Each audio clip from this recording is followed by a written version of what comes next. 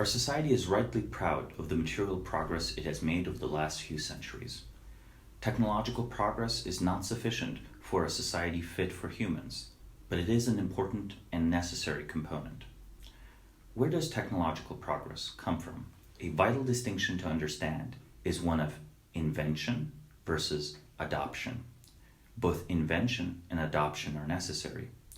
It is important for a master craftsman or a technologist of some other stripe to first conceive of a new device. Secondly, it is important for that device to find a use in society.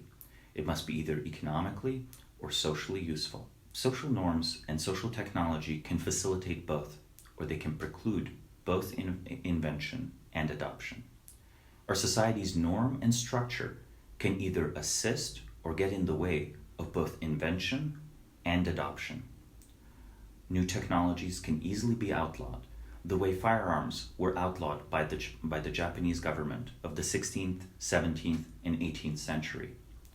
A society unfriendly to innovators can easily single out people who do not conform and are thinking much too differently for everyone's taste.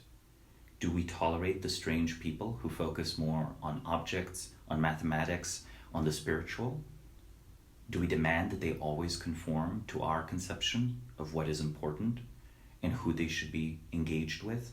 The central component of invention is the toleration of eccentric individuals who have chosen to dedicate their attention to the material world around us and the mysteries of the book of nature and the solving of puzzles rather than the deep depths of connection with fellow human beings.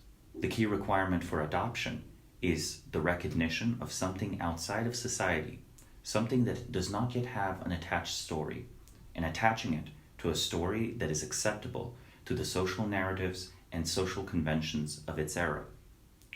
Acceptability in itself is still not sufficient for adoption.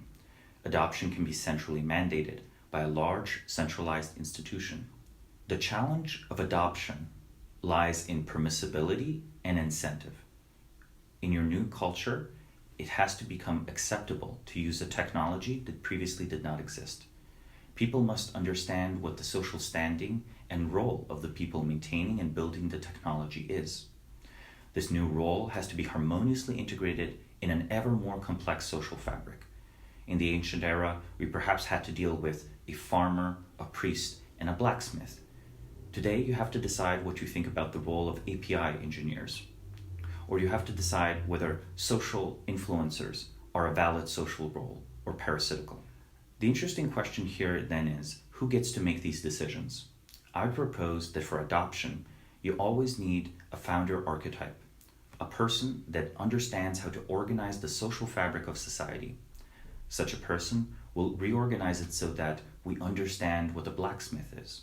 Perhaps they will write a religious epic.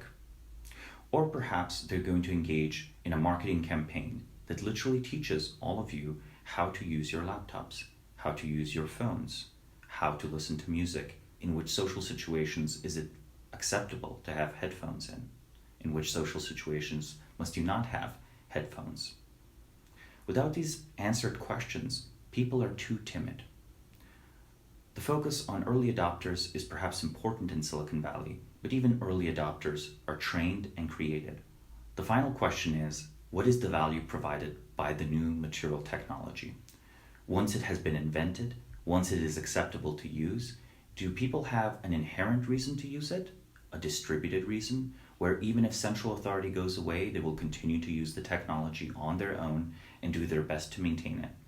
Examples of this might include small-scale metallurgy or advances in agriculture. These have steadily advanced for the last 8,000 years. There are other times when no one has a local incentive to maintain a technology. An example of this would be indoor plumbing, which has been invented and forgotten 7 or 8 times in the last 8,000 years. Whenever large central government collapses and large cities shrink until they are small, there ceases to be demand for architects and plumbers that understand how to maintain the infrastructure of this technology. Adoption is rolled back because the incentive to maintain it is centralized. Adoption is not rolled back when the incentive to maintain a technology is decentralized. These are vital questions to understand. How can we shape our social fabric so that inventors are tolerated, adoption is made easy, and everyone has a stake in maintaining the technologies we have created? My name is Samo Burja. I'm the founder of Bismarck Analysis. Thank you for watching this video, and please subscribe.